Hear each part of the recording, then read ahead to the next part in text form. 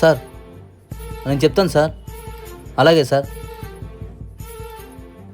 ఏంటమ్మా స్కూల్లో ఎక్స్కర్షన్ అన్నారంటగా, నువ్వు రానన్నావంట.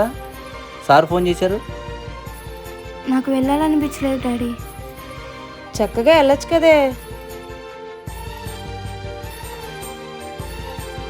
ఊరుకోమా, నువ్వు కూడా అలా అంటావు. ఇప్పుడు నేను ట్రిప్కి వెళ్ళాలంటే 1000 రూపీస్ అయింది. నాన్న 2 రోజులు కష్టపడితే కానీ ఆ డబ్బులు రావమ్మా మనకి. నా 2 గంటల ఎంజాయ్మెంట్ కోసం ఆ డబ్బుల్ని వృధా చేయడం నాకు ఇష్టం లేదమ్మా. తనకంటూ ఒక జీవితం ఉందని మర్చిపోయి మన కోసం కష్టపడుతున్నాడమ్మా నాన్న. మనమే అర్థం చేసుకోకపోతే ఎలా అమ్మా?